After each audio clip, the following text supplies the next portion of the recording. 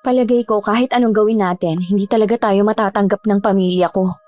Sorry dahil sa akin tinakwil ka ng magulang at mga kapatid mo. Ano ka ba? Wala ka namang kasalanan eh. Pareho natin tong ginusto. Kung hindi na ako mapapatawad ng pamilya ko, wala akong magagawa kundi tanggapin na lang. Kesa naman natratuhin ka nila ng hindi maganda.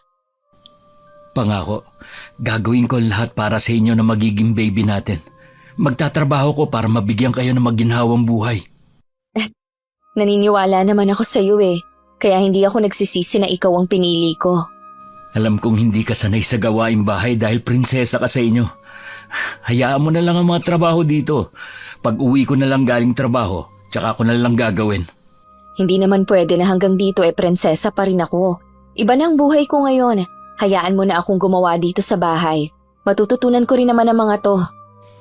Ayoko lang kasi na mahirapan ka at ang baby natin.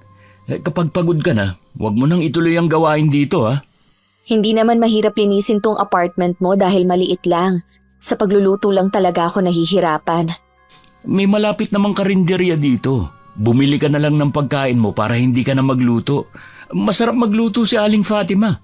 2 dekada na ang karinderya niya. Ganun na nga siguro ang gagawin ko. Kesa masayang lang ang pagkain na lulutuin ko tapos hindi naman makakain. Basta gawin mo kung anong makakagaan sa'yo dito. Kasalukuyan pa ako nung nag-aaral nang makilala ko si Ellie na nagtatrabaho naman bilang systems analyst. Galing siya sa mahirap na pamilya sa probinsya at bunso sa magkakapatid.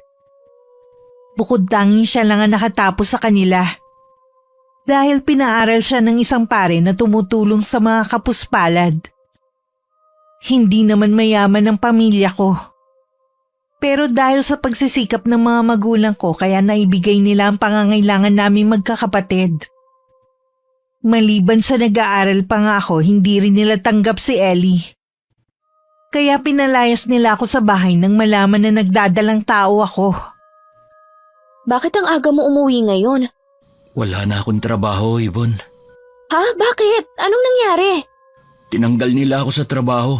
Hindi pa malinaw ang dahilan. Aba, bawal yun Pwede mo silang ireklamo sa ginawa nila. Sa tingin ko may kinalaman ng pamilya mo sa pagkakatanggal sa akin. Bakit mo naman nasabi yan? Ang kapatid mo ang pumalit sa akin Narinig ko rin na tinawag niyang ninong ang boss ko.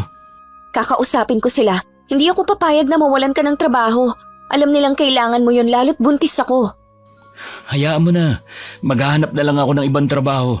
Ayoko rin naman kasi makasama sa iisang kumpanya ang kapatid mo kung sakali. Sigurado ka ba? Hindi madali na magsimula ulit ng ibang trabaho. Oo naman. Hindi naman siguro ako mahihirapang maghanap uli ng trabaho. Mas gusto ko na ring umiwas sa gulo. Hindi ko alam kung ano bang intensyon ni Kuya kung bakit niya yun ginawa.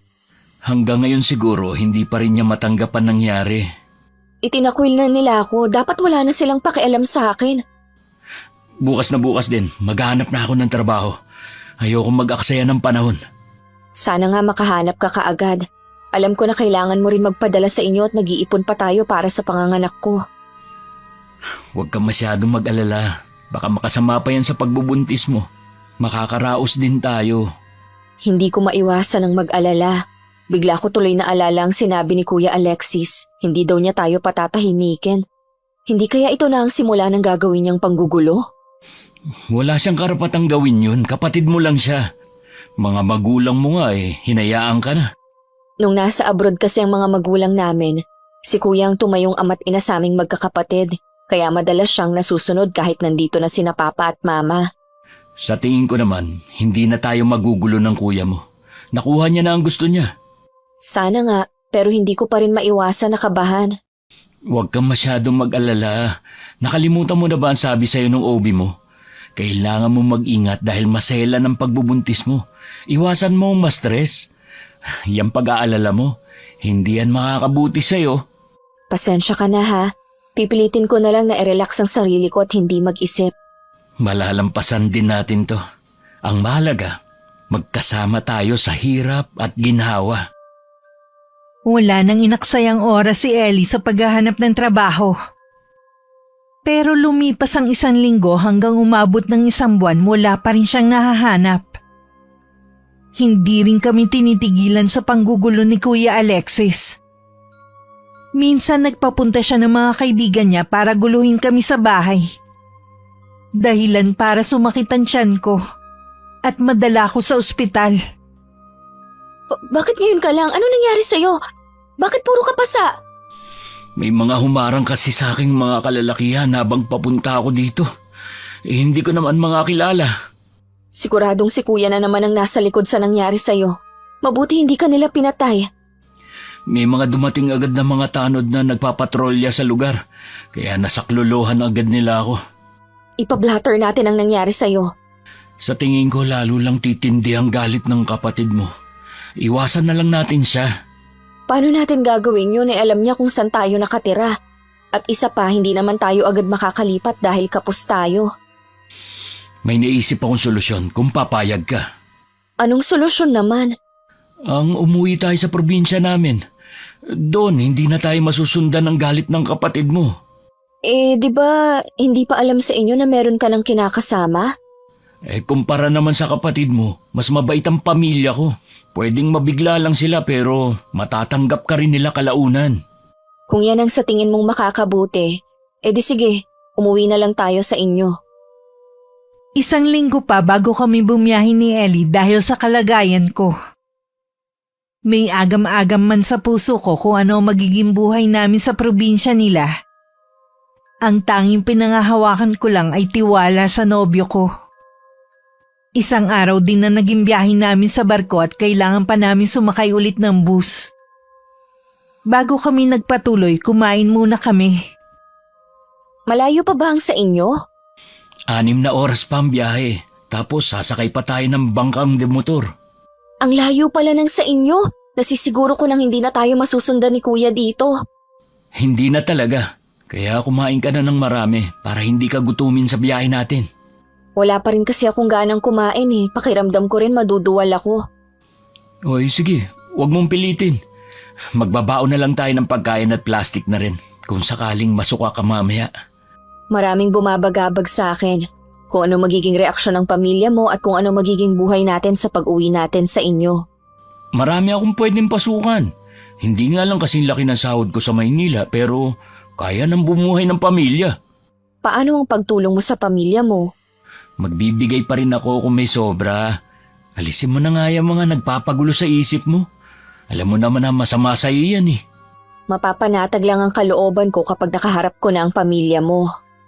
Ang mabuti pa, bilisan na natin kumain. Kailangan na natin makasakay agad sa bus para hindi tayo gabihin. Hindi naman ako nakaramdam ng hilo sa bus kahit nakakahilo ang daan. Pagsakay nga lang sa bangkang de motor, doon na nag-umpisa ang parang hinahalukay ang tiyan ko. Mabuti nilang maagap si Ellie. Isinahod niya agad ang plastic habang hinahagod ang likod ko. Pagbaba para akong lantang gulay. Isang kaanak naman niya ang nakakilala sa kanya kaya tinulungan na kami sa mga bagahe namin. Pagdating sa bahay nila, nagtataka ang tingin sa amin ng mga magulang niya. Nagmano naman sa kanila ang nobyo ko na ginaya ko naman. Bakit biglaan yata ang pag-uwi mo? Nobya mo ba siya, Ellie? Pasensya na po kayo, Nay. Tay, kung hindi na ako nakapagsabi na uuwi.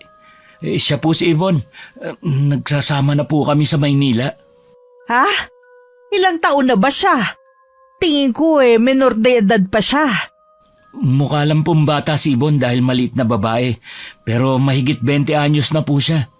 Ang bata pa rin niya. Sa dami niyong bitbit tingin ko. Magtatagal kayo rito. Nay, wala na po akong trabaho. Kaya po umuwi na lang kami rito. Ganun ba? Pancho, magsalita ka naman dyan. Dito na raw titira ang anak mo at ang kinakasama niya. Nawalan daw siya ng trabaho. Narinig ko naman ang sinabi ng anak mo. Kung ganun maligayang pagbabalik. Mabuti pa, Rosalia, ipaganda mo sila ng pagkain. Baka pagod sila sa mahabang biyahe. Salamat po, Tay. Tsaka na tayo magkwentuhan, anak, ha? Aalis kasi ko ngayon. Sasamahan ko ang ninong Leo mo at si paring Quintin. May kailangan lang kaming gawin. Sige po, Tay. Mag-iingat ka, Pancho, ha? Huwag mong kalilimutan na ilak ang pinto at mga bintana, ha? Baka umagahin na rin ako ng uwi. Hinatid pa ng nanay ni Ellie ang asawa sa may pintuan bago kami binalikan. Muli akong sinuyod ng tingin na matandang babae. At saka huminto ang tingin sa may tiyan ko. Hindi naman siya nagkomento. Hindi pa siguro nahalata na buntis ako dahil maliit pa ang tiyan ko. O magpahinga muna kayo dyan at maghahanda lang ako ng pagkain ninyo. Iha, huwag ka mahihiya dito ha. Ituring mo na rin tong bahay mo. Maraming salamat po, Aling Rosalia. Nanay na lang ang itawag mo sa akin, Iha. At tatay naman kay Pancho. Sige, maiwan ko muna kayo, ha? Sabi ko naman sa'yo mababait ang mga magulang ko. Oo nga, nawala na ang kaba ko. Kanina parang gusto ko nang lumubog sa kinatatayuan ko Ang tagal kasi nila bago magsalita. Normal lang ang ganong reaksyon nila dahil nabigla nga sila sa pagdating natin. Sa bagay nga, kaya lang hindi pa nila alam na buntis ako. Sa ibang araw na lang siguro natin sabihin sa kanila. Sige, ikaw ang bahala. Ikaw naman ang makikipag-usap sa kanila Ilang sandali pa tinawag na kami ni Nanay Rosalia para kumain. Pasado 6:00 pa lang nun. Nagulat pa ako nang sabihin ng matandang babae na tapos na sila mag-asawang kumain. Ganun daw kasi sa kanila. Maaga ang hapunan. Nung gabi, naasahan ko ng maaga rin magpapahinga ang nanay ni Ellie. Dahil sa pagod, maaga rin kami natulog. Kinabukasan tanghali natulog pa rin ako. Hinayaan lang naman ako ni Ellie na makapagpahinga. Kinausap din siya ng kanyang ama tungkol sa amin. Alam ko na meron ka pang hindi sinasabi sa amin ng nanay mo. Kung tungkol po kay Ibon Hindi lang tungkol sa kanya. Maging sa pagkakatanggal mo sa trabaho. Ang totoo po niyan, Tay. Natanggal ako sa trabaho dahil sa kapatid ni Ibon. Ginugulo rin po nila kami, kaya nagpasya akong umuwi rito. Bakit kanila ginugulo?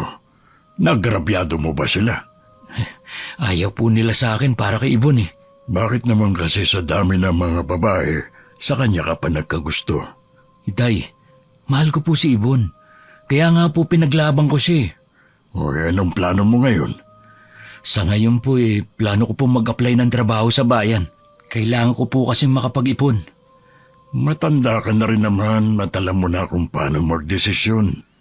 Lahat ng mga kapatid mo kinasal na. Sana naman kasama sa plano mo ang pakasalan ng nobya mo. Oo naman po. Kung hindi nga lang po ako nawalan ng trabaho nakaipon na po kami. Kahit kasi ayaw sa iyo ng pamilya ng nobya mo, hindi ko kayo pinalaki ng mga kapatid mo para mang-agrabyado. Kaya nga po sinama ko si Ibon dito sa atin May isa pa akong inaalala. Baka hindi siya sanay sa buhay dito sa probinsya. May idea naman po si Ibon kung anong buhay natin dito. Mabuti naman kung ganun. Ayoko lang kasi na lumaki lalo ang problema mo kung hindi kayo magkakasundo pala. Kung hindi niya kayang mamuhay ng simple, mabuti pa ngayon palang isauli mo na. May isa pa pala akong hindi nasasabi sa inyo. Hindi ko na po siya pwedeng ibalik dahil nagdadalang tao na po si Ibon Iyon ang dahilan kung bakit siya tinakwil ng mga magulang niya. Ano ka mo? Buntis ang nobya mo? Opo, Tay. Dapat pala lalo kang magsipag. Kailangan mong pag-igihan ng paghahanap ng trabaho para sa mag-ina mo. Oo naman po. Nakahinga naman ng maluwag si Ellie sa naging reaksyon ng ama sa pag-uusap nila. Sa mga magulang niya, ang itay niya ang istrikto sa kanila. Ang itay naman niya ang kumausap sa kabiyak tungkol sa kalagayan ko. Kaya pala unang kita ko palang sa kanya, kakaiba na ang naramdaman ko. Ipagpasalamat na lang nga natin na nung nag-aaral siya sa Maynila hindi siya nakabuntis. Kundi nakakahiya kay Father Medina. Responsable naman ang anak mo nung nag-aaral siya. Nangako siya sa atin na magtatapos. Sayang nga lang hindi pa niya natutupad ang pangako niya. Minsan kasi ibang plano ng nasa taas kaysa sa plano natin. Katulad niyan, nabuntis niya ang nobya niya. Kaya wag na tayong umasa na matutupad niya ang pangako niya sa atin na maginhawang buhay. Malay naman natin maganda ang trabaho makuha niya sa bayan. Ngayong meron ng prioridad ang anak mo, sana naman huwag ka nang hihingi sa kanya ng pera. Sapat naman sa ating dalawa ang kinikita ko. Alam ko naman yon, pero kung kusang magbibigay ang anak mo, hindi ko tatanggihan, no? Sa tulong ng ninong ni Ellie, nakahanap naman siya ng trabaho sa bayan. Maaga nga lang siyang umaalis at gabi na nakakauwi sa bahay. Habang lumalaki rin ang tiyan ko, lalong bumibigat ang pakiramdam ko. Gusto ko lang laging nakahiga at matulog. Mabuti na lang maunawain si Nanay Rosalia. Pasensya na po kayo kung lagi na lang akong tanghali nagigising. Hindi ko po tuloy kayo matulungan sa gawaing bahay. Naiintindihan naman kita, Iha. Ganyan din kasi ko sa panganay ko noon eh. Kung gusto mo lang matulog, hindi kita pipigilan. Nabanggitin kasi ni Ellie na maselan daw ang pagbubuntis mo eh. Ganun na nga po, nung nasa Maynila nga po kami, ilang beses din po akong naospital. Delikado nga talaga ang pagbubuntis mo. Ang layo pa naman ng ospital dito sa amin. Pero huwag ka mag-alala, may kumadrona naman kami rito. Iyon po ba yung nagpapaanak sa bahay lang? Oo, mahusay yung si Clement. Siya ang sumunod sa yapak ng kanyang ina. Pasensya na po kayo, Nay, ha? Kahit po kasi mahusay pa siya, ayoko po na dito sa bahay mga anak, mas gusto ko po sa ospital. Wala namang masama sa gusto mo, kaya lang paano kung emergency? At hindi ka agad madala sa ospital? Mabuti na rin yung masabihan natin si Clement. Sige po, kayo po ang bahala. Sa umaga nga pala, pagkagising mo, magpaaraw ka sa labas nitong bahay kahit kalahating oras lang. Maganda kasi sa buntis yung naaarawan eh. Sige po, Nay, pero bukas na lang po siguro, medyo nahihilo po kasi ako. Maliban sa nahihilo ka, ano pang nararamdaman mo, ha? Masakit ba ang tiyan mo? Nahihilo lang po talaga ako. Minsan po naninigas ang tiyan ko pero hindi naman po palagi. Kapag may nararamdaman ka sa katawan mo, magsabi ka agad sa akin, ha? Ibiniling ka sa akin ni Ellie habang nasa trabaho siya. Maraming salamat po, Nay, sa inyo ko lang po naranasan kung paano alagaan. Naikwento nga sa akin ni Ellie na parehong nasa abroad ang mga magulang mo habang lumalaki kayong magkakapatid. Kaya hindi nyo naranasan ng kalinga ng isang ina. Ganun na nga po, Nay. Inaasahan ko na silang makakaramay ko sa sitwasyon ko pero pinalayas at itinakwil pa nila ako. Hindi ako makapaniwalang may mga magulang palang kayang tikisin ng anak. Di bale, habang nandito ka at hindi pa kayo nakakabukod ni Ellie ako muna ang magiging nanay mo. Maraming salamat po. Nang sumunod na araw, sinunod ko ang bili ni Nanay Rosalia. Nang magising ako, minom lang ako ng gatas. At saka lumabas na ng bahay. Naupo ako sa parte na nasisikatan ako ng araw. Pumikit pa ako para namnamin ang init na tumatama sa mukha ko. Tama nga ang Nanay Rosalia. Masarap ang init sa umaga. Dapat pala dalasan ko ng pagpapaaraw. Ilang sandali pa naramdaman kong parang merong nagmamasid sa akin. Mabilis ako nagmulat ng mga mata at saka nagpalingalinga. Wala naman akong taong nakikita na nakatingin sa akin. Pero dama ko pa rin ang pakiramdam na may nagmamasid sa akin. Ganito pala ang pakiramdam ko noon sa Maynila. Nung ginugulo kami ni Kuya Alexis. Mukhang dala ko pa rin yung trauma na ginawa niya sa amin ni Ellie. Dahil masarap sa pakiramdam ang init, hindi agad ako pumasok sa loob ng bahay. Ilang minuto pa ako nasa labas. Hanggang dumating na nga si Nanay Rosalia na galing palang palengke. Tutulungan ko na sana siya magbuhat ng mga dala niya pero tumanggi siya. Mabuti naman naisipan mo magpaaraw ngayon. Sinusunod ko lang po ang payo ninyo sa akin. Mainam naman talaga ang sikat ng araw sa atin eh. Siya nga pala, binilhan kita ng pansit at puto sa palengke. Yan na lang ang almusalin mo ha. Tuyo at itlog lang kasi ang kinain namin ng tatay mo kanina eh. Salamat po, Nay. Sandali. Ilalagay ko na sa plato para makakain ka na. Mamaya pa lang tanghali eh. Magsisigang ako ng buto-buto ng baboy. Sobrang saya ko ng mga sandaling yun dahil alaga ako ni Nanay Rosalia. Kahit wala si Ellie, hindi nagbabago ang trato sa akin ng mga magulang niya. Nang mailagay sa plato ang pansit at puto, inumpisan ko ng kumain. Pero nakakadalawang subo pa lang ako, nagtatakbo na ako sa may lababo at saka sumuka. Halos maubos ang lakas ko.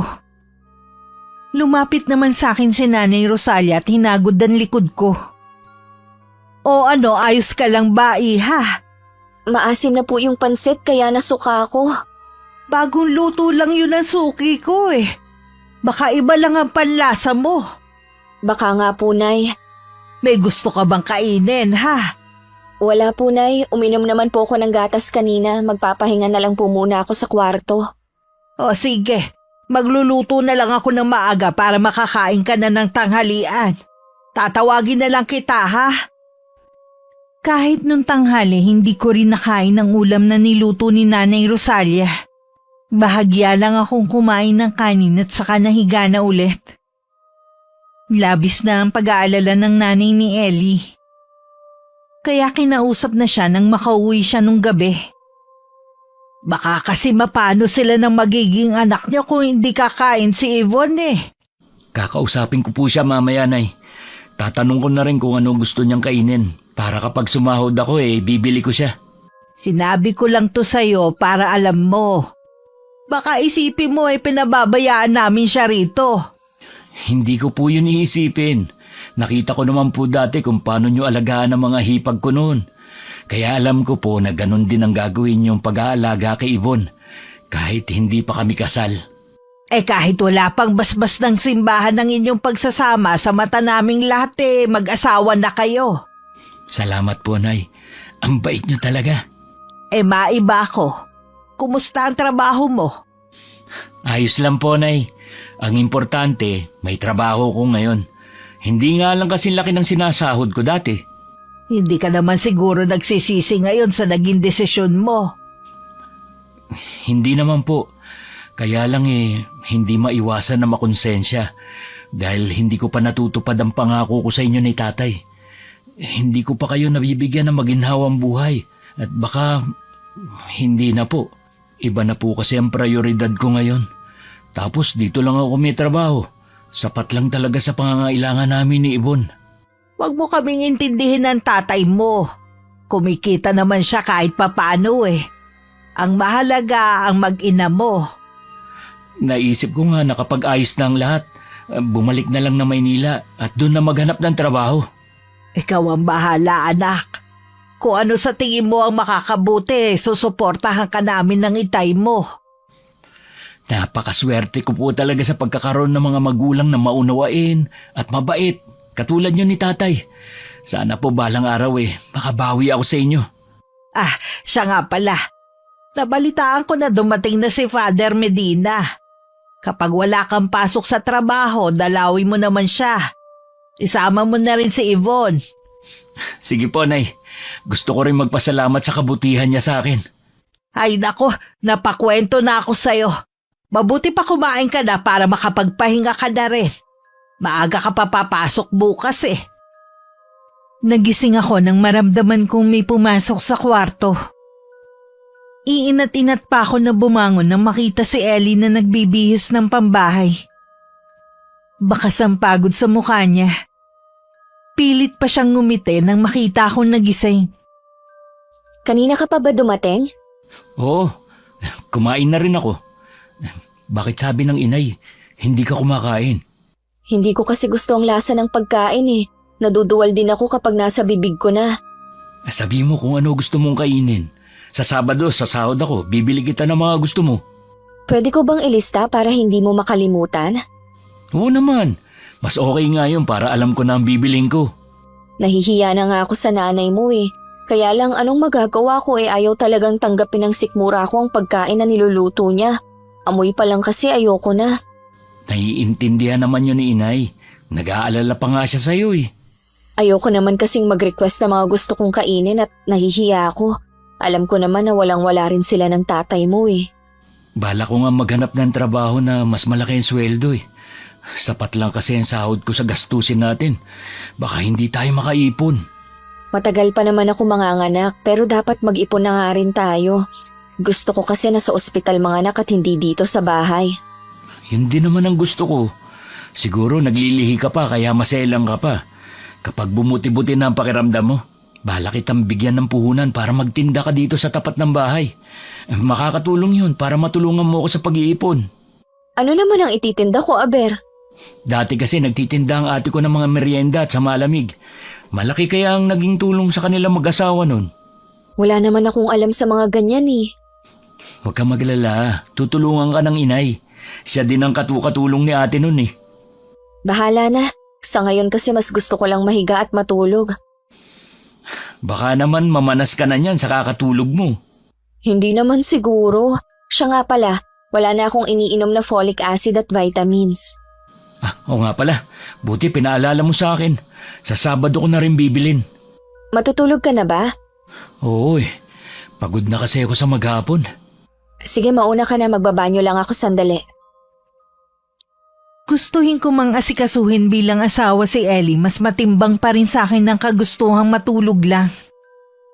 Sa umaga hindi ko na namamalayan ng pag-alis niya. Mas madalas na tulog na ako sa gabi kapag dumating siya. Dumating ang araw ng Sabado. Maagang dumating si Ellie. Sa kwarto, inabot niya sa akin ng sahod niya. Ito na lang ba ang natira sa sahod mo? Oo ang dami ko kasing pinamili. Kinumpleto ko na yung mga kailangan mo. Kung ganito lang lagi ang ibibigay mo, malabo na makaipon tayo. Kaya nga tutulungan mo ako sa paghahanap buhay, di ba? Nung nasa Maynila tayo, ni ayaw mo kong pakilusin sa bahay. Lahat ng gusto ko binibigay mo, hindi tayo nagkukulang. Tapos ngayon gusto mo tulungan kita sa paghahanap buhay. Iba naman kasi nung nandun tayo, mas malaki ang sahod ko sa trabaho. Ngayon maliit lang. At hindi na nga ako nakapagbibigay sa mga magulang ko. Sana naman maintindihan mo ang sitwasyon natin. Pansamantala lang naman to Maghahanap din ako ng bagong trabaho. Akala ko naman mas magiging maayos ang kalagayan natin dito. Sobrang layo na nga sa kabihasnan, wala man lang mapasyalan, kakarampot pa ang sahod mo. Huwag mong sabihing nagsisisi ka nang umuwi tayo rito. Hindi naman sa ganon, hindi lang ito ang inaasahan ko. Bago tayo umuwi, sinabi ko na kung anong daratnan mo. Pasensya ka na. Dala lang siguro to ng pagbubuntis ko. Masyado akong madrama ngayon. Naiintindihan naman kita Pasensya ka na rin kung nahihirapan ka sa sitwasyon natin. Itatabi ko na lang to para puhunan sa balak nating pagtitinda. Itabi mo na lang yan para sa panganganak mo. Ako na ang bahala sa puhunan na gagamitin mo. O sige, mabuti pa magmerienda ka na muna. May biniling banana yung inay mo kanina. Ikaw, ayaw mo bang kumain? Ayoko nun, itsura pa lang kasi mukhang hindi na masarap. O sige, maiiwan na muna kita. Nang makalabas si Ellie, nahiga na lang ulit ako. Ang bigat na naman kasi ng pakiramdam ko. Naabutan pa niya ang nanay niyang nag-aayos ng mga pinamili niya. Nasa si Yvonne? Handa na ang merienda niyo. Ayaw po ni Ibo ng banana Q Hayaan na lang po natin siya. Ganun ba? Tinatanong ko naman siya kanina kung anong gusto niyang kaining merienda sa naglalako Kahit na ano ang sagot niya. Baka po nahihiya lang sa inyo. Hindi dapat siya mahiya. Pamilya na tayo dito May binili naman po akong pagkain para sa kanya. Yun na lang po siguro ang kakainin niya. Oo nga pala. Nilaban ko na ang mga damit ninyo. Ikaw na lang ang magpasok sa kwarto niyo, ha? Ay, salamat po, Nay. Dapat hindi na kayong gumagawa nun. Pwede naman po ako na lang ang maglaba Day off ko naman bukas. Hindi naman pwede pang kumilo si Yvonne Ikaw naman pagod na sa trabaho. Magpahinga ka na lang. Sa susunod na lang po ako magbibigay sa inyo ha. Naku, hindi mo naman kailangan mag-abot sa akin eh. Tulong ko na sa inyo ang ginagawa ko. Hindi po ako papayag na hindi po ako makapagbigay sa inyo. Kayo nag-aasikaso sa amin eh. Sige na nga, ikaw ang bahala. Nagkita nga po pala kami ni Sandro kanina habang namimili ako. Maganda po pala ang kumpanyang pinapasukan niya. Sabi ko nga baka may bakante, pasok niya ako. Hindi naman madamot ang pinsan mong yun eh. Siguradong tutulungan ka noon. Pareho nga pala kayong paaral ni Father Medina. Nauna lang siya sa'yo. Oo nga po, pareho kaming pinalad. Gusto mo bang ipagtimpla kita ng kape? Sige po, Nay. Dapat nga si Ibon ang nag-aasikaso sa akin eh. Babawi naman siya sa'yo kapag tapos na ang paglilihi niya. Sige na, kumain ka na muna. Lalabas lang ako sandali ha. May kailangan lang kasi ako sa kapitbahay nating si Fanny eh. Sige po, Nay. Maglilimang buwan na ang tiyan ko pero pakiramdam ko hindi pa rin natatapos ang paglilihi ko. Lagi pa rin masama ang pakiramdam ko. At mas gusto ko pa rin ng laging nakahiga. Dumating ulit ang sahod ni Ellie. Saktong palabas ako ng kwarto nang makita kong inabutan niya ng pera ang nanay niya. Mabilis akong bumalik sa loob bago pa nila ako mapansin. Oh, gising ka na pala. Tara muna sa labas. Nasaan na nga pala yung pinabili ko sa'yo? Nandun sa kusina, inaayos ni Inay. Kunin mo at dito na lang sa kwarto mo ilagay. Ha? Mga pagkain yun, baka naman langgamin tayo. At saka, hindi magandang nagtatago ng pagkain sa kwarto. Baka kung ano pang isipin na Inay. O bakit? Ikaw naman ang bumili nun ah. Ako nga. Kaya ayokong lalabas na parang pinagdadamutan natin sila. Bibigyan naman natin sila. Mas gusto ko lang kasi na nandito sa loob ng kwarto natin. Sa susunod na lang, wag muna ngayon. Okay, sige. Parang wala ka yata sa mood ngayon ah. Hindi lang siguro maganda ang gising ko. Lagi pa rin ba mabigat ang katawan mo? Oo, lalo na ngayon. Wala pa rin tayong nabibiling mga gamit para sa baby natin. Marami namang naitabing baru-baruan ng mga kapatid ko. Nagsabi naman silang ipapahiram na lang sa'yo para hindi na tayo bumili. Ayoko nga. Unang baby natin to, dapat lang na bago lahat ng mga gamit na bibilhin natin. Siyempre, yung mga wala, yun ang bibilin natin. Hindi praktikal ang gusto mo na lahat kailangan bago. Kung meron namang magbibigay sa atin. Pag-iipunan naman natin ang pangbili, di ba? Hindi nga praktikal, lalo na sa sitwasyon natin. Bahala ka na nga. Ikaw naman na nagtatrabaho sa ating dalawa eh. Masyado naman mainit ulo mo. Sa bagay, ganyan nga yata kapag buntis. Gusto ko sana siyang sitahin sa pagbibigay ng pera sa nanay niya. Pero nagpigil na lang ako. Nagmukmok na lang ako sa kwarto hanggang sa tawagin ako para sa hapunan. Wala naman akong imik na naupo. Lihim ako napasimangot nang makita ang ulam sa mesa. Munggo kasi at pritong galunggong. Wala bang ibang ulam? Hindi mo ba gusto munggo? Hindi eh, kahit yung isda. Naku, pasensya na iha. Hindi ko alam eh. May dalata dyan. Ipagbubukas na lang kita ha. Ayoko din po ng delata, Nay. Paano ba to? Sarado pa naman ang karinderya dito. Hanggang 4:00 lang kasi sila eh. Ano bang gusto mong iulam ha? Gusto ko po sanang pritong manok. Teka lang. Pupunta ako sa may tindahan. Baka may tinda silang manok doon. Huwag na po kayo mag-abala, Nay. Bukas na lang po mag-uulam ng manok si Ibon. Anong uulamin ko? Kung ano nakahaing ulam. Ayoko nga ng ulam na yan. Kung ayaw mo ng ulam, huwag kang kumain. Hindi talaga. Yvonne, huwag ka munang pumasok sa kwarto nyo. Hindi ka pa kumakain. Hayaan nyo na lang po siya, Nay. Alam mo namang buntis ang nobya mo eh. Baka mapano sila na magiging anak mo. Hindi naman po kasi tamang utusan pa niya kayo eh. Ako naman na nagkusa na bilhan siya ng ulam na gusto niya. Ako na lang po bahalang bumili ng ulam na gusto niya mamaya. Kumain na lang po tayo. Binilisan na ni Ellie ang pagkain niya para makabili na siya ng manok na gusto kong ulamin. Siya na rin na nagprito at nang makaluto tinawag na ako. Pero nagbago na ang isip ko.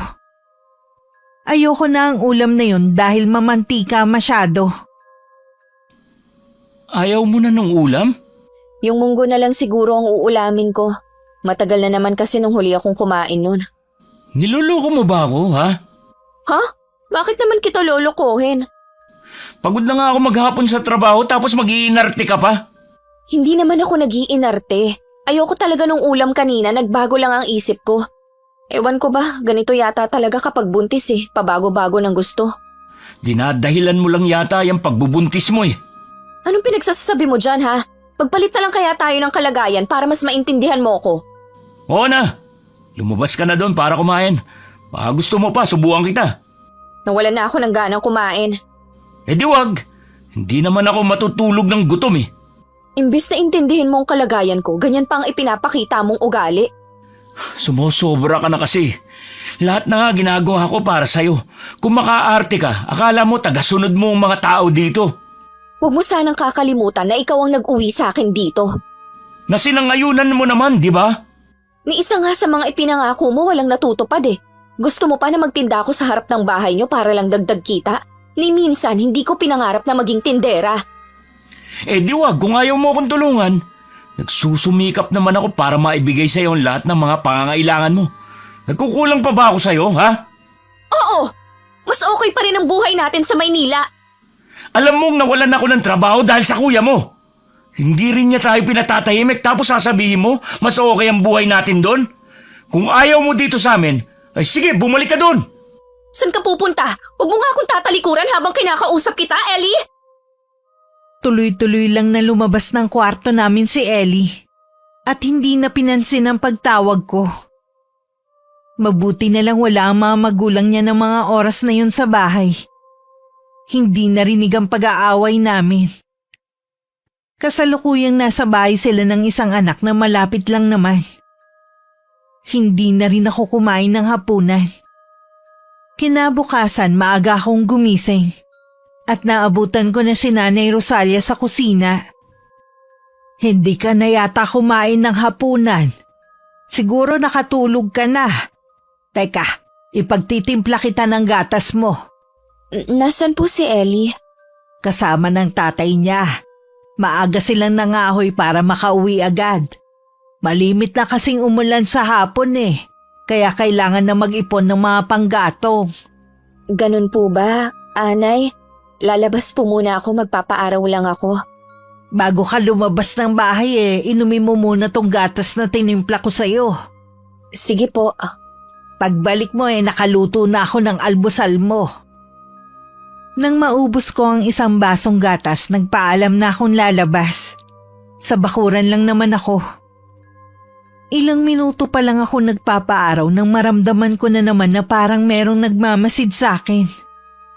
Nang igala ko ang paningin ko, wala naman ako nakita na nakatingin sa akin. May ilang mga tao, pero abala naman sila sa mga kanya-kanya nilang gawain.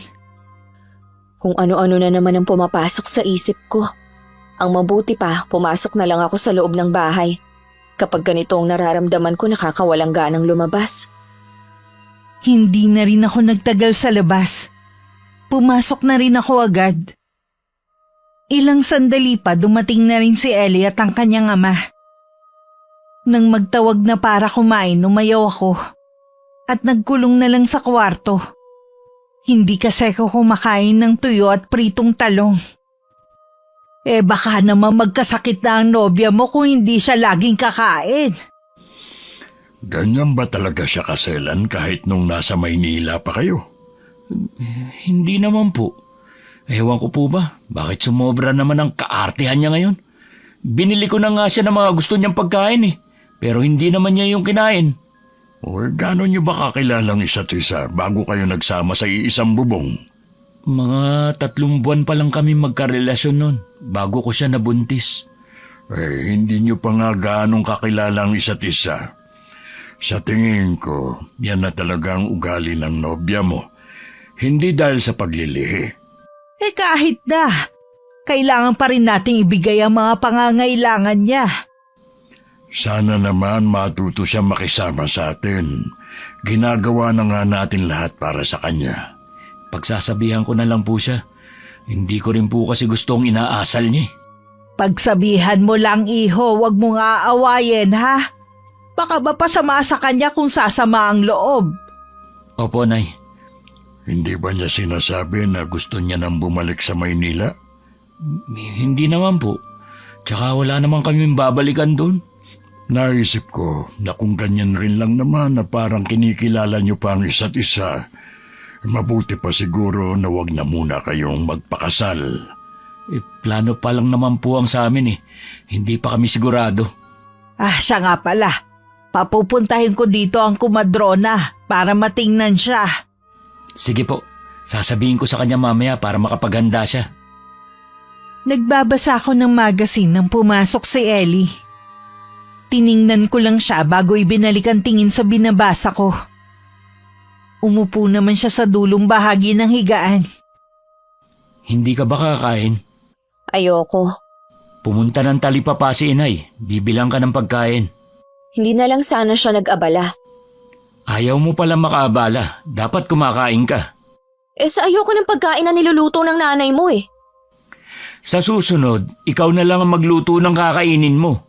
Kung pwede nga lang sana, kaya lang laging masama ang pakiramdam ko. Dahilan mo na lang yata yan eh. Anong dahilan?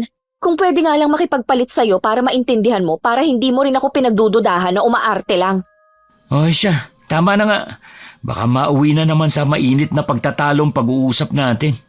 Nananahimik kasi ako dito sa loob ng kwarto, papasok ka. Kwarto ko rin to, kaya may karapatan akong pumasok kung kailan ko gusto. Oo na! Baka sa susunod sabihin mo ng bahay niyo to at wala akong karapatan. Ang dami mo na agad sinabi. Oo nga pala, darating dito yung kumadrona. Gusto kang patignan ng nanay. Sa doktor lang ako magpapatingin at hindi sa kumadrona. Sa doktor ka naman talaga nagpapacheck up eh. Gusto lang sigurong makatiyak ni inay na nasa maayos kayong lagay ng anak natin. Ayoko nga sabi, wag mo na ipilit ang gusto nyo. Di wag, ikaw na nga ang pinagmamalasakitan eh. Nang hindi ako mapilit ni Ellie, lumabas na siya ng kwarto. Bumigat naman ang pakiramdam ko at naiyak na lang ako. Hindi ko na alam ang nararamdaman.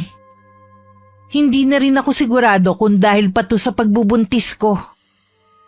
Nang mga sumunod na araw, hindi kami nagkikibuan ni Ellie. Para bang may pader sa pagitan namin. May palagay ako na nagkakagalitan dalawa. Bakit mo naman nasabi yan? Hindi kasi sila nag-uusap eh. Madalas sa kwarto lang kumakain si Yvonne. Para di malamig ang pakikitungo ng anak natin sa kanya. Sa totoo lang, hindi ko kasi makita sa nobya niya ang ulirang asawa. Mula nung dumating sila rito, hindi man lang nagpakitang gilas sa atin. Hindi man lang niya inaasikaso si Ellie. Nakikita ko naman yon, pero unawain na lang natin dahil nga buntis. Tsaka sila naman ang magsasama eh. Kaya labas na tayo ron. Mabuti na lang hindi ko pa nababanggit ang tungkol sa kasalang bayan. Kung may plano kasi sila, mabuti nang doon na lang para wala na silang gastos. Huwag na tayong makialam pa sa plano nila. Kung ganyan nga nagkakalabuan sila, mabuti pa nga manahimik na lang tayo. Ay, oo nga pala. Wala sana akong balak sabihin sa iyo eh. Kaya lang, baka malaman mo rin sa iba. Tungkol ba saan yan? May gumagala na aswang dito sa lugar natin. Ha? Sino naman kaya ang aswang? May pinaghihinalaan kami ni Parang Quintin, pero wala kaming ebidensya na siya nga ang aswang. Sino naman ang pinaghihinalaan nyo? Si Caridad. Bakit naman si Caridad? Kilala na natin siya mula pa noon na. Di ba nga muntik na natin siyang kunin na ninang nun kay Ellie? Kaya nga lang umalis sila mag-anak dito sa atin. Sa tingin ni Parang Quintin, baka yun din ang dahilan kung bakit umalis sila noon. Ayaw nilang malaman ng mga taong lihim nila. Ano bang basihan ng kumpari mo para pag hinalaan niya yung tao? Kababalik nga lang nung tao rito Pag-iisipan na niya ng masama. Dati daw kasi, muntik nang mabiktima ang pamangkin niyang buntis. Mabuti na lang daw nagising ang asawa nun. Doon nga nila nakita na nasa ibabaw ng bintana ang napakalaking itim na aso. Nataga daw niya yun at nakatakas. Nung sundan daw niya yung patak ng dugo, papunta daw yun sa bahay ni na Caridad. Dinalaw din daw niya ito at ang sabi ng asawa may sakit. Ilang araw daw noon, umalis na yung mag-asawa sa lugar natin. Mula din noon, wala nang napabalitang aswang sa atin. Baka naman nagkamali lang nun si paring Quintin. Sana nga, pero mabuti na rin yung nag-iingat. Meron pa namang buntis dito sa bahay. Maglalagay na lang ako ng mga pangontra at magsusunog ako ng goma na may mga pinatuyong dahon ng dayap. Ilang araw nang laging nagsusunog ng goma si Nanay Rosalia tuwing sasapit ang hapon. Hindi ko alam kung sadyang tinatapat pa niya sa may bintana namin. Nang hindi na ako nakatiis, sinabi ko na yun kay Ellie. Nagsabi naman si inay para daw mawala ang mga lamok. Hindi man lang ako tinanong kung ayos lang ba sa akin. Hirap na nga akong huminga dahil sa usok Isara mo na lang ang mga bintana para hindi pumasok ang usok. Naaamoy ko pa rin kasi. Tapos gusto pa ng inay mo na magsuot ako ng bestidang itim sa gabi? Ano, nagluluksa lang? Ang gusto pa niya, wag na akong lumabas sa hapon at kung ano-ano pang bawal gawin. Sumunod ka na lang. Para din sa kabutihan mo ang ginagawa nila Ganyan din si inay sa mga hipag ko dati. Wala namang nawala sa kanila nung sumunod sila. Ganyan talaga mga matatanda, maraming pamahiin. Sa totoo lang, nasasakal na ako sa bahay na to. Kung yan ang tingin mo, mabuti pa siguro bumalik ka na lang sa pamilya mo. Yan ba ang naiisip mong solusyon, ha? Lahat na lang kasi nirereklamo mo. Nakakapagod ka nang intindihin Ikaw kasi, imbis na mag-isip ng ibang solusyon, ang naisip mo agad ang umuwi dito sa inyo. Hindi mo man lang inisip ang magiging sitwasyon ko. Sana nung sinabi ko sa iyo ang plano ko, tumutol ka na. Sana hindi tayo umuwi dito kung ayaw mo naman pala. Kung hindi ka na makakatagal dito, umuwi ka na sa inyo. Ngayon pa ba, ha? Sa tingin mo, ganun lang kadali na tatanggapin nila ako? Kesa naman sa araw-araw ka na lang nagrereklamo. Nakakahiya na sa mga magulang ko. Sige, kapag nakapanganak ako, babalik na ako sa amin. Iiwan ko sa iyo ang anak natin. Itong pagbubuntis ko lang naman ang hindi nila gusto Dahil tingin nila sisirain itong kinabukasan ko. Kung alam ko lang na ganito ang buhay na ibibigay mo, sana sinunod ko na lang sanang payo nila na ipalaglag na lang ang batang to. Sabi ko na nga ba, meron ka rin tinatagong sama ng ugali. Wala kang pinagkaiba sa kuya mo. Kaya nga ako nagkakaganito dahil na rin sa'yo. Mabuti pa nga, ngayon pala maghiwalay na tayo. Wala na akong pakialam sa'yo.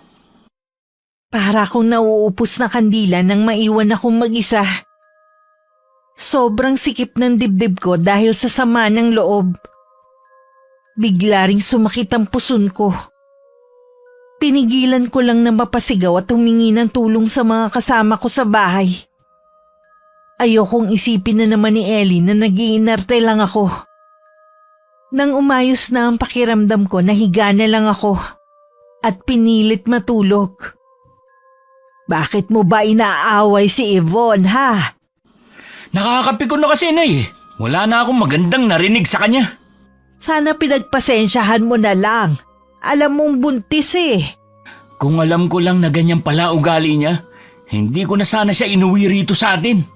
Paano kayo magpapakasal niyan kung sa malita problema paghihiwalay agad ang nasa isip ninyo?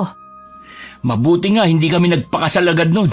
Ngayon ko palang nakikilala ang ugali niya. Mabuti pa pareho muna kayo magpalamig. Tsaka na lang kayo mag-usap kapag hindi na kayo galit. Pasensya na kayo, Nay. Pati tuloy kayo nadadamay sa problema namin. Naiintindihan ko naman kayo. Mas matindi pa nga ang naging pag-aaway namin noon ng tatay mo Ultimo asin pinag-aawayan namin. Pero dahil mahal namin ng isa't isa, nalagpasan namin ang lahat ng problemang dumarating sa amin. Mahal ko naman po si Yvonne. Hindi ko lang talaga matagalan ang ugali niya ngayon. Pagod na nga ako sa trabaho. Gusto pa yata niya, siya ang asikasuhin ko. Hintayin mo na makapanganak ang nobya mo. Kung ganun pa rin ang ugali niya at hindi mo na talaga matagalan, mag-usap kayo alang-alang sa anak ninyo. Maghiwalay kayo ng maayos. Sisikapin ko pa rin pong maisalba ang pagsasama namin. Nang mga sumunod na araw, lalo ako naging bugnutin. Konting ingay, nagagalit ako. Katulad na lang ng araw na yun. Ako lang ang mag-isa sa bahay. Nagpaalam na aalis ang mga biyanan ko at bago daw dumilim, uuwi rin. Nagising ako dahil sa pagtama ng matigas na bagay sa mismong bintana. Agad akong lumabas para sitahin ang may gawa nun. Isang dalagitang nakita kong nasa labas. Ikaw bang bumato sa bintana namin? Ano, sumagot ka? Iha, apo ko si Leila. Meron siyang kapansanan. May problema ba? Yang apo nyo, binato ang bintana ko. Nagising tuloy ako. Imposible yata yan. Magkasama kami ng apo ko. Sandali lang naman akong bumili sa tindahan. Siya lang po ang naabutan ko dito sa labas. Walang ibang tao dito. Kanina may mga batang nandito. Baka silang may gawa nun. Hoy bata, sinong bumato sa bintana ko? Sumagot ka kasi para maliwanagan tayo. Gaya ng sabi ko kanina, may kapansanan ng apo ko, hindi siya nakapagsasalita. Naku, palusot pa. Sa susunod po, bantayan niyo ang apo niyo, perwisyo eh. Huwag mo naman sanang sabihin na perwisyo ang apo ko. Kahit kailan wala siyang inaabalang tao. Anong tawag niyo sa ginawa niya? Wala sigurong saysay na makipagtalo sa'yo. Hindi ka naman tumatanggap ng paliwanag. Parang ako pang ipinalalabas mong mali ah. Ako na ang humihingi ng pasensya sa iyo. Dapat lang, no? Lalong uminit ang ulo ko nang parang ako pa ang pinalalabas na masama ng matandang babae. Naglalakad na silang maglola palayo nang dumating naman si Ellie. Lumingon pa sa amin na matandang babae bago nagpatuloy sa paglalakad. Sino ang mga yun? Yung batang kasama nung matanda, binato lang naman ang bintana. Ha? Nabasag ba? Hindi naman, kaya lang nagising ako eh. Tapos tinatanggi pa nila na sila ang may gawa. Ibig sabihin, hindi mo naman talaga nakita? Wala namang gagawa nun kundi yung batang yon. Paglabas ko, siya yung nandito. Kahit na, hindi mo sila dapat pinagbintangan. Maraming makukulit na bata dito. Baka sila may gawa. Wala ngang bata kong nakita dito maliban sa kanya. Sana naman hindi nagalit yung matandang babae. Sino kaya sila? Ibig sabihin hindi sila taga rito? Ngayon ko lang sila nakita eh. Mabuti pa pumasok na tayo sa loob ng bahay. Nung gabi nagising ako dahil sa maalinsangan na panahon. Pakiramdam ko rin tuyong-tuyo ang lalamunan ko. Nang sulyapan ko si Ellie, mahimbing siyang natutulog. At bahagya pang ang humihilik. Dahan-dahan akong bumangon para hindi siya magising. Nang nasa kusina na ako, hindi pa man ako nakakainom ng tubig, bigla na lang kumirot ang puson ko. Sa sobrang sakit na pasigaw na ako. Ah, Iha! Ano nangyayari sa'yo? Kumikirot po ang puson ko. Halika, aalalayan kita sa pag-upo. Bakit gising ka pa ng ganitong oras, ha? Nauuhaw po kasi ako kaya ako bumangon eh. Ano nangyayari dito? Mabuti nagising ka, anak. Sumasakit ang puso ni Yvonne. Ha? Huwag mo sabihin mga anak ka na. Hindi pa. Bantayan mo muna ang nobya mo. Pakalmahin mo ang loob niya. Lalabas lang ako ng bahay. Ano po ang gagawin niyo sa labas? Hindi po ba umuwi kagabi ang itay? Nagbilin siya na hindi makakauwi eh. May kailangan lang daw siyang gawin. Kanina pa kasi ko hindi mapakali eh. Palagay ko yun ang nagpagising kay Yvonne. Mabilis nang lumabas ng bahay si Nanay Rosalia. Bit-bit ang parang latigo. Narinig pa namin ng malakas at sunod-sunod na murang pinakawalan niya. Hindi na rin gaanong masakit ang tiyan ko. Naninigas na lang. Sinong minumura ng inay mo? Hindi ko rin alam eh. Dapat hindi na lang lumabas ng bahay ang inay mo, baka mapano siya. Ayos ka na ba? Oo, puntahan mo na ang inay mo. Sige, dito ka lang ha. Sinundan ko pa ng tingin ang paglabas ni Ellie sa bahay. Napahawak naman ako sa tiyan ko nang bigla itong humilap. Samantala naabutan ni Ellie ang ina na nakatingin sa may madilim na bahagi. Nang sundan niya ng tingin ang tinitingnan nito, kulang na lang mabuwal siya sa pagkakatayo. May naaninag kasi siya na 2 bilog na kulay pula. Nay, ano po yan? Bakit ka lumabas? Nag-aalala po kasi ako sa inyo eh. Anong klaseng hayop po ba yan? Hindi yan pangkaraniwang hayop lang. Mabuti pa pumasok na tayo sa loob. Umalis ka na, halimaw! Dadaan ka muna sa ilalim ng bangkay ko bago mo malapitan si Yvonne! Umangil pa ng malakas ang nilalang. Nang matamaan ng liwanag ng buwan, naaninag ni Ellie ang anyo. Lalo siyang nilukuban ng matinding takot nang makita ang kabuuan nun. Pagkatapos silang titigan nun, kumaripas na yun ng takbo. Isang aswang po ba yun, Nay? Oo, iho. Kaya dapat natin ingatan ang nobya mo. Totoo pala talaga ang mga aswang. Pumasok na tayo sa loob ng bahay. Bahagya pa ako nagulat nang biglang bumukas ang pinto at pumasok ang mag-ina. Agad na lumapit sa akin si Nanay Rosalia at hinawakan ng tiyan ko. Kumusta ang pakiramdam mo, iha? Ayos na po, medyo kinakabahan na lang po. Ellie, mabuti pa samahan mo na si Yvonne sa kwarto nyo. Magpahinga na kayo. Sige po, Nay. Si Nanay Rosalia na natiling nasa sala lang. Alam niya kasing babalik ang aswang para subukan muli akong aswangin. Nasilip pa niya sa maliit na siwang ang malaking aso na paikot-ikot sa may bakuran. Umalis lamang yun na magliliwanag na. Tulog pa ba si Yvonne, ha? Opo, Nay. Bakit po ang aga niyong gumising? Samantalang napuyat din kayo kagabi. Kahit anong puyat ko maaga pa rin akong nagigising. Nay, yung nilalang kagabi na... Binanggit mo ba kay Yvonne? Hindi po. Baka kasi lalo siya matakot. Wag na lang muna natin banggitin sa kanya, ha? Alam niyo ba kung sino ang aswang na yun? Hindi ko rin alam, iho. Dahil ngayon lang naman may lumitaw ulit na aswang dito sa atin Siguradong babalik ulit dito yun. Anong gagawin natin? Huwag ka matakot. Marami kaming alam na pangontra ng itay mo laban sa aswang. Hindi siya makakalapit kay Yvonne. Ay, salamat, Nay. Mabuti na lang nandiyan kayo. O sige na, mag-almusal ka na. Papasok ka pa sa trabaho mo Sumunod naman si Ellie sa kanyang ina. Sinilip pa niya ako sa kwarto bago umalis. Ilang sandali lang dumating na rin si Tatay Pancho. Agad na ikinuwento ni Nanay Rosalia sa asawa ang naganap nung nagdaang gabi. Kumusta naman si Yvonne at ang sanggol na dinadala niya? Ayos naman na. Hanggang ngayon nga ay tulog pa rin. Napuyat kasi kagabi. Si Caridad nga talaga ang aswang. Hindi pa naman tayo nakakasiguro sa bagay na yan. Mahirap mambintang, no? Mula lang naman bumalik siya, saka muling nagpakita ang aswang. Tama si Paring Quintin. Aswang si Caridad. Ingatan na lang natin na mag-ina.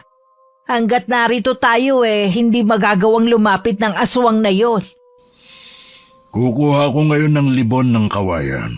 Ilalagay ko yon sa silong ng bahay natin. Magsusunog din ako ng gulong na may pinatuyong balat ng dayap mamaya.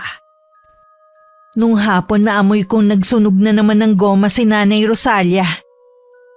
Sumasakit tuloy ang ilong ko at hindi maipinta ang mukha.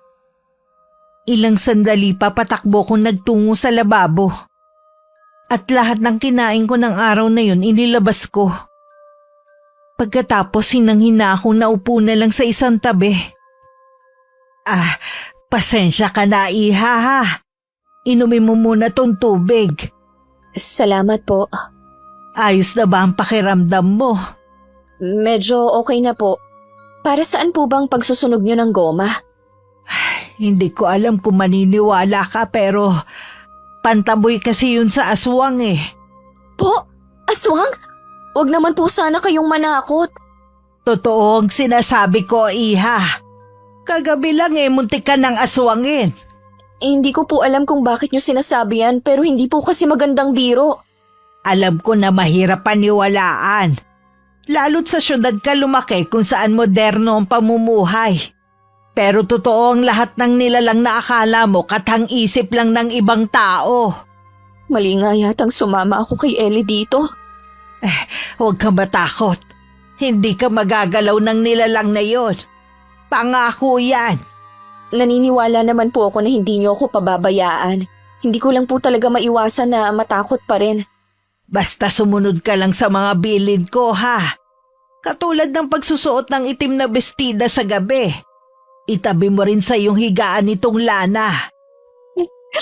Opo, susundin ko po lahat ng sinasabi nyo. Dahil sa ipinagtapat ni Nanay Rosalia kahit sa bakuran, takot na akong lumabas kung wala rin lang naman kasama. Hindi na rin ako nagrereklamo tuwing nagsisiga sila sa hapon at pumapasok ang usok sa loob ng bahay. Kaya ko na rin tiisin ang amoy. Basta para sa aming kaligtasan ng magiging anak ko. Isang hapon habang nasa tapat ako ng bintana, may isang matandang babae ang naglalakad papunta sa bakuran. Naalala kong siya ang lola nung batang pinagalitan ko. Nagulat pa ako nang lapitan siya ni Nanay Rosalia. Nakasalukuyang nasa labas ng bahay. Caridad! Ikaw nga talaga! Kumusta ka na? Bakit ngayon ka lang bumalik dito sa atin, ha? Ayos lang, Rosalia. Ganoon yata talaga kapag matanda na. Gugustuhin pa rin bumalik sa lugar na pinagmulan. Sinong babaeng yun sa may bintana? Siya si Yvonne, ang kinakasama ng anak kong si Ellie. Kilala mo naman siguro ang bunso namin ni Pancho. Alam ko na buntis siya. Pakisabi sa kanya na mag-iingat siya. Maselan pa naman siyang magbuntis. Oo. Maselan nga talaga. Sa amoy at sa pagkain. Hirap nga kami nahanapan siya ng kakainin eh. Siya nga pala, kasama mo ba si Erning? Matagal nang patay ang asawa ko, Rosalia. Ganun ba? Pasensya na ha. Hindi ko alam eh. Kahit kasi nakabalik ka na rito, hindi ka naman masyadong naglalabas sa inyo. Kaya hindi ko alam kung ano ang nangyari sa inyo nung umalis kayo rito. Kami na lang ng apo kong magkasama ngayon sa buhay. Meron siyang kapansanan kaya labis akong nag-aalala sa kanya oras na mawala ako. Nasa ng mga magulang ng apo mo ha? Matagal nang naulila ang apo ko sa mga magulang niya. Wala rin akong kamag-anak na pwedeng pag-iwanan sa kanya kung sakali. Ang hirap naman ng sitwasyon mo, Caridad. Sana naman humaba pa ang buhay mo. Yun ang pinagdarasal ko lagi. Ang humaba pa ang buhay ko hanggat matutong mamuhay ng mag-isa ang apo ko. Ilan taon na ba ang apo mo? 12 anyos pa lang siya. Napakabata pa pala niya. Minsan dalhin mo dito para makilala ko naman. Naging magkaibigan naman tayo noon bago kayo umalis rito. Hanggang ngayon kaibigan pa rin naman ang turing ko sa'yo. Salamat, Rosalia, at hindi pa rin pala nagbago ang turing mo sa akin. Pasensya ka na kung ngayon lang ako nagpakita sa'yo. Nahihiya kasi ako dahil hindi man lang ako nakapagpaalam sa'yo noon. Wala yon. Alam ko naman na may malalim kang dahilan kung bakit bigla kayong umalis noon Sana balang araw masabi mo sa akin. Sa ibang pagkakataon ay sasabihin ko sa'yo. Papaano? Kailangan ko nang umuwi. Hinihintay na kasi ako ng apo ko. Lagi naman ako nandito sa bahay Kahit anong oras pwede kang pumunta.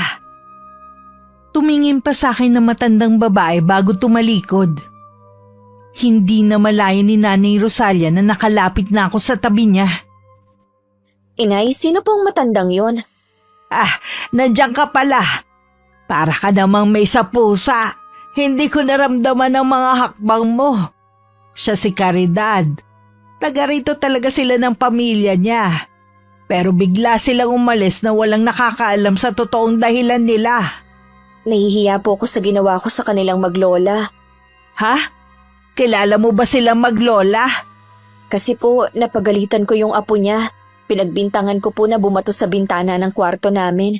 Mainit lang po ang ulo ko noon kaya nakapagsalita ko ng hindi maganda. Kilala ko si Caridad. Hindi naman yun mapagtanim ng galit sa kapwa niya. Kapag nagkita kayo, humingi ka na lang sa kanya ng paumanhin, ha? Opo, gagawin ko po yan. Sana makita ko pa silang maglola. Halika na sa loob ng bahay. Yvonne, bakit parang natulala ka na riyan? Baka po kasi guni-guni ko lang. Ilang beses ko po kasi itong nararamdaman kapag nandito ako sa labas ng bahay. Anong ibig mong sabihin? Iyon po bang pakiramdam na merong nagmamasid sa akin? Nasaan ang botelya ng lana na ibinigay ko sa'yo? Nandito po sa bulsa ng duster ko. Ha? Bakit po kumukulo? Sabi na nga ba kapag ganyang kumukulo, ibig sabihin nasa paligid lang ang aswang. Minamasdan ka niya kahit maliwanag pa. Ano pong gagawin natin? Huwag ka matakot. Hanggat hawak mo yan, hindi siya makakalapit sa'yo. Halika na sa loob ng bahay. Araw-araw na lang ako nakakaramdam ng takot. Hindi ko tuloy maiwasang mag-alala na baka maapektuhan ang dinadala ko. Mabuti na lang laging nasa tabi ko si Nanay Rosalia. Lagi niyang pinalalakas ang loob ko. Hindi ko tuloy maiwasang makonsensya dahil lihim ako nagalit sa kanya dati. Iwasan mo na lang ang babaeng yun. Huwag mong hayaan na makalapit siya kay Ibon. Naging kaibigan natin si Caridad. Hindi naman tama na ipagtabuyan ko yung tao. Noon pa yun, nang hindi pa natin alam na aswang siya. Ewan ko, Pancho. Parang ang hirap paniwalaan na si Caridad ang aswang Hihintayin mo pa ba na mapahamak si Ibon o tayong lahat bago ka maniwala na aswang siya? Wala naman kasi kung naramdaman na kakaiba habang kausap ko siya kanina. Labis na kalungkutan ang nababasa ko sa kanyang mga mata. Tanging apo na lang kasi ang kanyang kasama sa buhay. Tapos may kapansanan pa ang bata. Wala na tayong pakialam sa buhay niya. Ang kaligtasan ninyo ang tanging mahalaga sa akin. Pasensya ka na, Pancho. Hanggat wala kang ebidensyang maipakita na si Caridad nga ang aswang, hindi ko siya maaaring iwasan. Bakit ba ang tigas ng ulo mo, ha? Mahirap lang kasing tanggapin ang itinuring kong kaibigan na isa palang aswang. Hindi pa ba sapat ang testimonya ni Paring Quintin? Maaaring nagkamali lang siya noon. Hindi naman niya nakita mismo na nagpalit ang anyo nun si Caridad bilang aswang. Muntik na ngang mabiktima ang pamangkin niya. Basta. Hindi ako basta maniniwala. Ay sige, ako mismo ang huhuli sa aswang na yon oras na bumalik siya rito. Dahil sa kakatuwang pangyayari, nagkabati na rin kami ni Ellie. Muling bumalik ang tamis ng pagmamahalan namin. Hindi na rin ako maarte sa pagkain. Parang tapos na ang paglilihi ko. Wala rin kaming kamalay-malay na may binabalak ang kanyang mga magulang kung sakaling babalik ang aswang sa bahay. Wala ka bang napapansin na kakaibang kilos sa mga magulang mo? Wala naman. Normal lang naman ang ginagawa nila. Ilang gabi na kasi sila na parang hindi natutulog Huwag mong sabihin na binabantayan mo sila. Nagising lang kasi ako ng alanganing oras nung gabi. Tapos, maririnig ko nag-uusap sila sa sala. Sa tingin ko inaabangan nila ang aswang. Hindi kasi yung titigil hanggat hindi niya nakukuha ang gusto niya sa'yo. Masyado na talagang perwisyo ang aswang na yon. Paano kung makapasok siya dito sa loob ng bahay? Malabo yun sa dami ng nakapaligid na pangontra sa buong bahay. Hindi rin siya sasantuhin ng mga magulang ko. Natatakot pa din ako. Huwag ka na matakot. Maliban sa mga magulang ko, nandito ako para protektahan ka. Kaya matulog ka na mahimbing. Babantayan kita. Salamat ha. Salamat kasi nagkaayos na tayo. Dahil sa matinding antok, maaga akong nakatulog. Ilang sandali lang ganun din si Ellie habang nakayakap sa akin. Samantala nagising naman sina Nanay Rosalia at Tatay Pancho dahil sa mga kaluskos sa labas ng bahay. Nang sulyapan nila ang botelya ng lanang nakapatong sa lamesita, kulang na lang umawas ang langis nun dahil sa pagkulo. Nandito siya. Humanda sa akin ang aswang na yan. Isang malaking pagkakamali ang pagpunta niya rito. Sasamahan na kita. Dito ka na lang. Bantayan mo na hindi siya makapasok. Mag-iingat ka. Oh, hindi siya sasantuhin ng buntot pagi ko. Nang makalabas ang asawa, mabilis ding isinara ni Nanay Rosalia ang pinto. Mula sa maliit na siwang, sinilip niya ang magaganap. Ang kabiyak at malaking asong namumula ang mga mata kasalukuyan nagpapambuno. Napapasigaw pa siya tuwing napapailalim si Tatay Pancho. Nabitiwan pa na matandang lalaki ang buntot pagi. Mabuti na lang merong itak na nakasukbit sa bewang nito. Nang makakuha ng buwelo, agad niyang tinaga ang aswang. Malakas yung umangil at umungol bago tumakbo palayo. Pancho! Natalo mo ang aswang! Buhay pa siya. Hindi ko siya napuruhan. Ang sugat na natamo niya ang magiging tanda para malaman natin kung sino ba talaga ang aswang. Tama ka. Malakas ang kutob ko na si Caridad ang aswang. Huwag ka munang magsalita ng tapos. Hindi alam ng mag-asawa na nagising kami ni Ellie dahil sa ingay. Nasaksihan nga namin ang pakikipagtunggali ng kanyang ama sa aswang. Kinabukasan maagang umalis ang mga magulang niya. Hindi naman sinabi kung saan sila pupunta. Pero may kutob kami na pupuntahan nila ang bahay ng hinihinala nilang aswang. Pagdating sa maliit na kubo ni Aling Caridad, tila'y naasahan na nito ang pagdating ng mag-asawa. Bumukas kasi ang pinto at iniluwano ng matandang babae. Natutuwa ako na dinalaw ninyo akong mag-asawa. Paano nakakatayo ka ngayon? Wala bang masakit sa'yo? Hindi kita maintindihan, Pancho. Sabi ko na sa'yo mali ka ng akala. Wala ka bang kahit anong sugat? Imposibleng maghilom agad yun. Pinahirang ko ng katas ng kalamansi ang talim ng itak ko. Naiintindihan ko na pinaghihinalaan nyo ako na aswang. Siguro may pumunta sa inyo kagabi. Hindi ba? Muntik mo nang mabiktima noon ang asawa ni Parang Quintin. Ngayon naman, gusto mong biktimahin ang nobya ng anak namin. Wala akong alam sa ipinagbibintang mo sa akin. Hindi ako aswang. Sinungaling! Ipakita mo ang sugat mo! Nang hindi pa rin tumitinag si Aling Caridad, lumapit na si Tatay Pancho at hinawakan siya sa braso. Pero wala siyang nakitang sugat o maliit na galos man lang. Naniniwala ka na siguro na hindi ako ang aswang na hinahanap nyo. Pasensya ka na, Caridad, ha? Masyado kasing naniniwala si Pancho sa kumpari namin Kung gusto mong malaman kung sino ang aswang, bakit hindi mo puntahan si Quintin? Huwag mong sabihin na... Puntahan mo na lang. Sandaling natigilan si Tatay Pancho bago mabilis na tumalikod. Naiwan naman si Nanay Rosalia na naguguluhan pa rin. Inanyayahan muna siya ni Aling Caridad na pumasok sa loob ng kubo.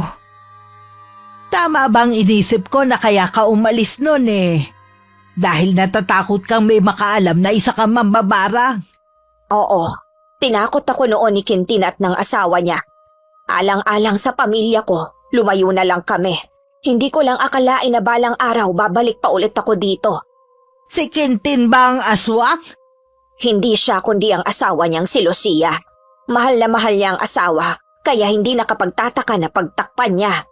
Diyos ko po, sinong mag-aakala na kung sino pa yung mabait at nagkakawang gawa siya pa palang may malagim na sekreto? Noon pa man, ganoon na ang ginagawa niya. Kaya kung meron man magbubuko sa kanya, lalabas lang na naninira. Pero kung silang maglalabas ng sekreto ko noon, tiyak na marami ang maniniwala agad. Pasensya ka na, Caridad, ha? Hindi ka namin natulungan nun ni Pancho. Matagal na rin naman ang pangyayaring yon. Alam ko na ayaw nilang mag-asawa ang pagbabalik ko. Pero hindi na ako natatakot sa kanila. Sa pagkakataong ito, nasa tabi mo lang ako.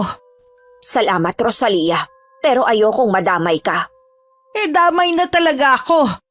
Gusto ba naman nilang biktimahin ang mamanugangin ko Yan ang pagkakamali ni Quintin at Lucia. Dahil sa ginawa nila, nabuko tuloy sila. Itinuring ko pa naman silang mga kaibigan. Paano? Hindi na rin ako magtatagal, ha? Dadalaw na lang ako sa ibang araw. Nagtataka ako kung bakit naunang umuwi si Nanay Rosalia sa asawa niya. Samantalang magkasama lang naman silang umalis kanina. Halata rin ang pagkabalisa sa anyo ng matandang babae. Ilang sandali pa dumating na rin si Tatay Pancho. Galit naman ang anyo nito. At napansin ko pa ang nakakuyom nitong kamao.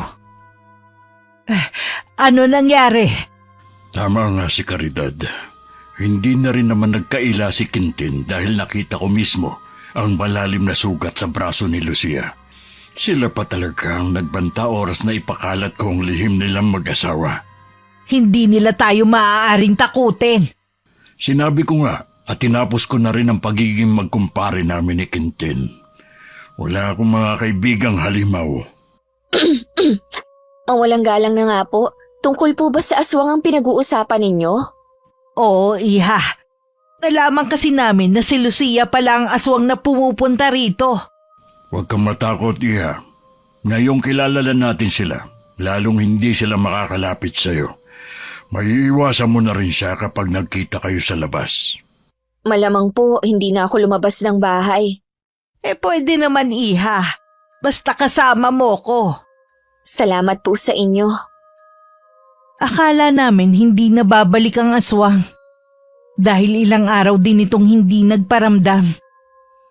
Pero nang gabing yun, nabulahaw na naman kami ng mga kaluskos sa labas ng bahay. Nang lumabas si Tatay Pancho at Ellie, hindi na nila yun naabutan. Sa galit ng mag-ama, pinuntahan nila ang bahay ng mag-asawa. Pero mas matindi pala ang ganti na ibabalik sa amin ng mag-asawa. Nagkaroon ako ng malalang sakit na hindi gumaling-galing. Caridad, ikaw pala. Pasensya na kung hindi maganda ang pagbisita mo ngayon. Siya ba ang apo mo? Oo, siya si Leila. Hindi nga lang siya nakakapagsalita pero nakakaintindi siya. Maupo muna kayo dyan at ikukuha ko lang kayo ng maiinom. Huwag ka nang mag-abala. Si Yvonne talagang ipinunta ko dito. Ha? Kaya mo ba siyang mapagaling? Hindi lang ako mambabarang. Kaya ko rin makapanggamot. Kulam ang nangyayari sa kanya na mula sa aswang kaya matindi ang pinagdadaanan niyang hirap. Kung hindi natin siya maaagapan, ikamamatay niya ang sumpa ng aswang na yon. Tulungan mo si Yvonne at ang magiging apo namin. Ako na ang bahala sa kanya. Ibabalik ko rin ang sumpa kay Lucia. Napatingin ako sa matandang babae na pumasok sa kwarto namin. Naalala ko na siya ang lola nung batang pinagbintangan ko noon. Panay din ang tulo ng mga luha ko dahil sa sama ng pakiramdam. Hindi ko mailarawan ang sakit na nararamdaman ko. Ilang araw na akong hindi nakakakilos, na para bang naparalisa na ang buong katawan ko. Huwag kang mag-alala. Gagamutin kita. Naalala ko na po kung sino kayo. Pasensya na po kayo ng apo nyo Hindi ko sinasadya na makapagsalita ng hindi maganda. Kalimutan mo na ang pangyayaring yon. Hindi kami marunong magtanim ng galit sa kapwa namin. Pakiusap po, iligtas niyo ang baby ko. Magpakatatag ka, alang-alang sa kanya kung gusto mo siyang mailigtas. Opo. Bahagyang hinilot ni Aling Caridad ang sentido at ulo ko. Hinawakan din niya ang maumbok kong tiyan. Bigla ko naramdaman ang paggalaw ng sanggol sa sinapupunan ko na ilang araw ko ring hindi maramdaman. Pumipintig pa ang puso ng anak mo.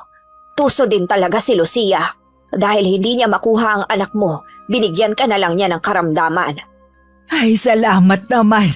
Ilang araw na rin ako nag-aalala dahil sabi ni Yvonne hindi nga daw gumagalaw ang sanggol sa kanyang sinapupunan. Ligtas na ang apo mo. Ibabalik ko na lang kay Lucia ang ginawa niya. Isang matinding barang ang gagawin ko sa kanya. Nang araw na yun napagaling ako ni Aling Caridad. Para lang ako nagdahilan. Labis ang pasasalamat ko sa pangalawang buhay na ipinagkaloob sa akin ng Panginoon. Nang sumunod na araw nabalitaan namin na nagkasakit na maluba ang mag-asawang Quintin at Lucia. Makalipas ang ilang araw nabalitaan na lang din namin na sabay silang pumanaw. Sabi ng mga saksi, lumabas daw ang napakaraming insekto sa kabaong ng mag-asawa. Doon nila nakumpirma na binarang nga sila. Noon pa alam na natin na yun ang mangyayari sa kanila. Ang dahilan ng pagbabalik ni Caridad para makaganti sa mag-asawa. Umalis na nga kasi ang pamilya ni Caridad dito. Nagawa pang paslangin ni Lucia ang anak at manugang ni Caridad. Maaga tuloy na ulila ang apo niyang si Leila.